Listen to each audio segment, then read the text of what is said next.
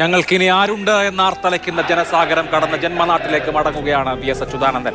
പിന്നിട്ട വഴികളിലെല്ലാം അണമുറിയാതെ അനസ്യൂതം പ്രവഹിക്കുന്നുണ്ട് ജനം.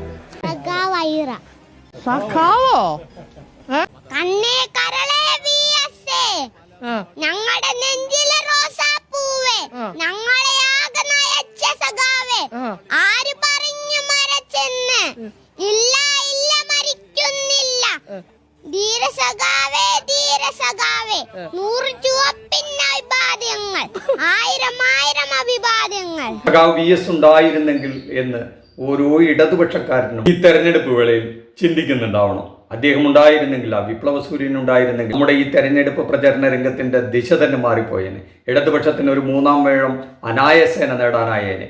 അദ്ദേഹത്തിൻ്റെ കാറ്റി കുറുക്കിയ വാക്കുകളും നീട്ടിപ്പറച്ചിലുള്ള പ്രസംഗങ്ങളൊക്കെ കേരളത്തെ മാറ്റിമറിച്ചേനെ. അതിൻ്റെ ഒരു കുറവ് അല്ലെങ്കിൽ ഒരു നഷ്ടം, ഗ്യാപ്പൊക്കെ മലയാളി മനസ്സിലാക്കുന്നുണ്ട്.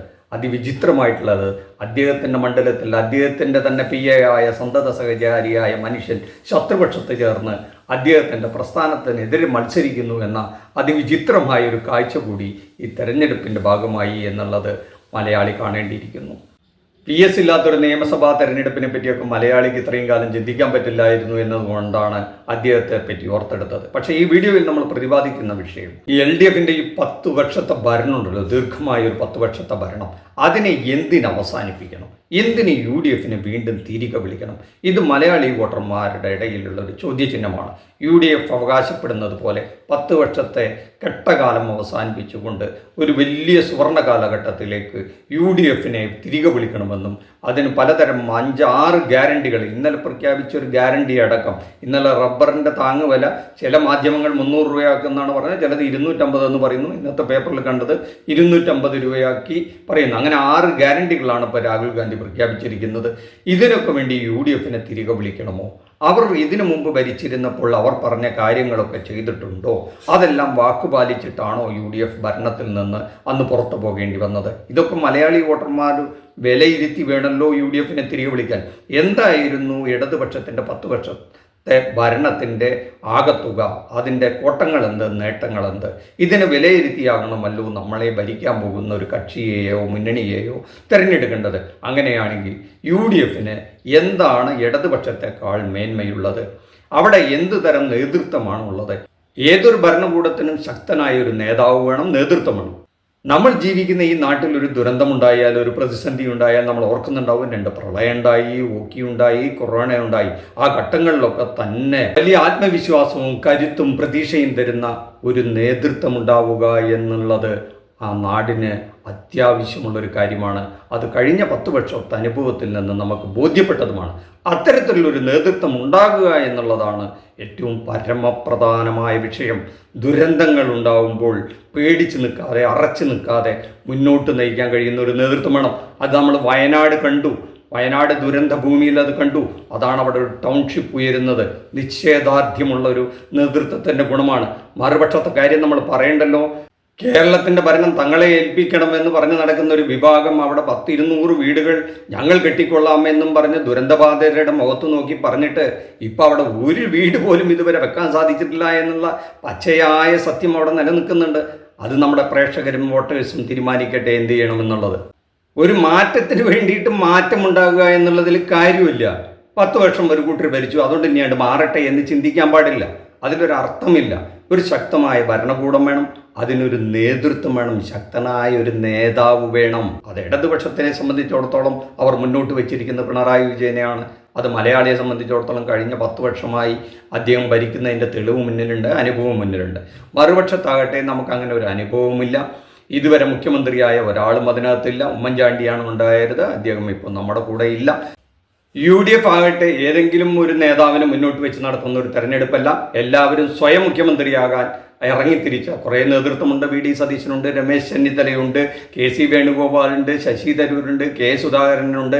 അങ്ങനെ ഒരു നേതൃത്വ നിര തന്നെയുണ്ട്. അവർ തമ്മിലുള്ള ആഭ്യന്തര യുദ്ധം അഥവാ മെജോറിറ്റി കിട്ടുകയാണെങ്കിൽ അതിൻ്റെ ഒരു പൂരം കാണാൻ പോകുന്നതേ ഉള്ളൂ എന്നും വോട്ടർമാർ തിരിച്ചറിയുന്നുണ്ട് എന്നാണ് നമ്മൾ മനസ്സിലാക്കുന്നത്.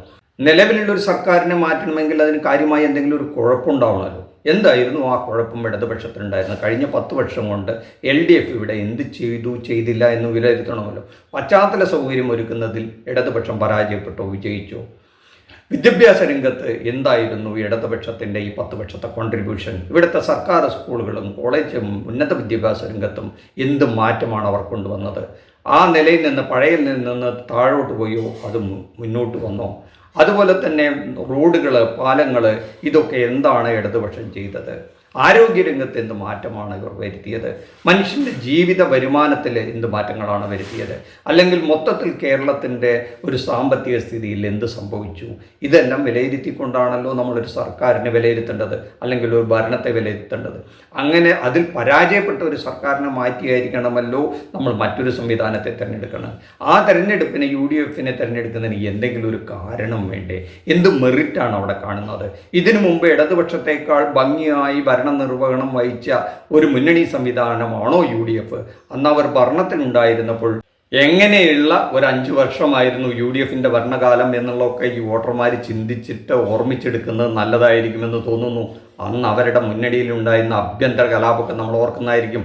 മുസ്ലിം ലീഗുമായിട്ട്, കേരള കോൺഗ്രസുമായിട്ട്, മുഖ്യമന്ത്രിയുടെ ഓഫീസുമായി ബന്ധപ്പെട്ട വിഷയങ്ങൾ, അങ്ങനെ ഒരു അനൈക്യത്തിൻ്റെ ഒരു കാലം നിറഞ്ഞതായിരുന്നു 5 വർഷക്കാലം എന്ന് നമുക്കറിയാം. അതിൻ്റെ UDFൻ്റെ ഒരു കെട്ടുറപ്പിനെ പറ്റിയാണ് ഇവിടെ സൂചിപ്പിക്കുന്നത്. അതുകൊണ്ട് LDF ഗവൺമെൻറ്റിനെ മാറ്റണമെന്ന് നമ്മൾ ഈ UDFൻ്റെ നേതൃത്വത്തോടോ നേതാക്കളോട് ചോദിക്കുമ്പോൾ അവർ പറയുന്നത് ഈ മുഖ്യമന്ത്രി ധാർഷ്ട്യക്കാരനാണെന്നുള്ളൊരു മറുപടിയാണ് പറയുന്നത്. പിന്നെ എന്തെങ്കിലും തരത്തിലുള്ള അഴിമതി ആരോപണങ്ങളുണ്ടോ ഈ 10 വർഷം കൊണ്ട് ഏതെങ്കിലും മന്ത്രിക്കെതിരെ? അങ്ങനെയൊന്നും ആരോപണങ്ങളില്ല. പിന്നെ കുറേ ആരോപണങ്ങൾ അങ്ങനെ അന്തരീക്ഷത്തിലുണ്ട്. മുഖ്യമന്ത്രിക്കും കുടുംബത്തിനുമെതിരെയുണ്ട്. 2021 തെരഞ്ഞെടുപ്പ് കാലത്തും ഇതുപോലെ 100,000 ആക്ഷേപങ്ങളാണ് പിണറായി സർക്കാരിനെതിരെ ഉണ്ടായിരുന്നത്. സ്വർണ്ണക്കള്ളക്കടത്തായിരുന്നു അന്നത്തെ പ്രധാന വിഷയം.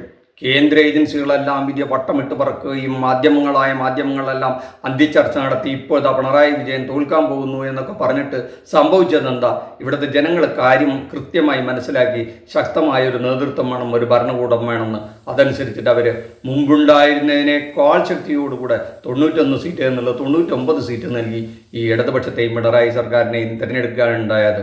അതേപോലെ അത്ര പോലും ഇപ്പോൾ ആരോപണങ്ങളോ ആക്ഷേപങ്ങളോ ഇല്ല. ആകെയുള്ളത് ഈ ശബരിമലയിൽ നടന്ന സ്വർണ്ണക്കളവാണ്. അതിൻ്റെ കുറ്റപത്രം വരുമ്പോൾ ഏതൊക്കെ പാർട്ടിക്കാരിലെ ഏതൊക്കെ നേതാക്കന്മാരുടെ കയ്യാ പൊള്ളുക, ആരൊക്കെ ഉള്ളു പോവുക എന്നുള്ളതിന് ഇപ്പോഴും ഒരു എത്തും പിടിയും കിട്ടിയില്ല. ആ ഫൈനൽ കുറ്റപത്രം കോടതിയിൽ സമർപ്പിക്കുമ്പോഴേ നമുക്കറിയുള്ളൂ. എന്തായാലും കോടതി അത് സസൂക്ഷ്മം നിരീക്ഷിച്ചുകൊണ്ടിരിക്കുന്നുണ്ട്. ഇക്കാര്യത്തിൽ ഒന്ന് മാത്രമേ പറയാനുള്ളൂ. കയ്യിലിരിക്കുന്ന സൗഭാഗ്യത്തെ കളഞ്ഞ് വേലിയിലിരിക്കുന്ന പാമ്പിനെ തോളിലിടണോ എന്നുള്ളൊരു ചോദ്യം മാത്രമേ ഈ ഘട്ടത്തിൽ നമ്മുടെ പ്രേക്ഷകരോട് ചോദിക്കാനുള്ളൂ. കാരണം ഈ കഴിഞ്ഞ 10 വർഷത്തെ ഒരു ജീവിതാനുഭവം കേരളീയർക്കുണ്ട്, വോട്ടർമാർക്കുണ്ട് എന്ന് മാത്രമല്ല അതിന് മുമ്പുണ്ടായിരുന്ന UDF ഭരണത്തെയും നമുക്ക് വിലയിരുത്താൻ അറിയാം. ഇപ്പോൾ നടക്കുന്ന അവരുടെ ഒരു സ്ഥാനാർത്ഥി നിർണയം തൊട്ടുള്ള കാര്യങ്ങൾ നമ്മുടെ മുന്നിലുണ്ട്.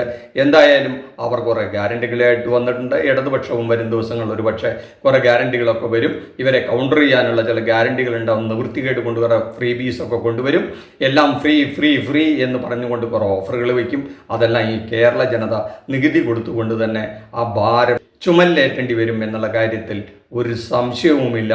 അതുകൊണ്ട് തന്നെ നമ്മുടെ പ്രേക്ഷകരും വോട്ടർമാരും ബുദ്ധിപരമായി തങ്ങളുടെ വോട്ടവകാശം വിനിയോഗിച്ചുകൊണ്ട് തങ്ങൾക്കുള്ള ഭരണകൂടത്തെ തിരഞ്ഞെടുക്കുക എന്ന് മാത്രമാണ് പറയാനുള്ളത്. നന്ദി, നമസ്കാരം. മറ്റൊരു വിഷയമായി മറ്റൊരു എപ്പിസോഡ് കാണുന്നവരെ താങ്ക് യു.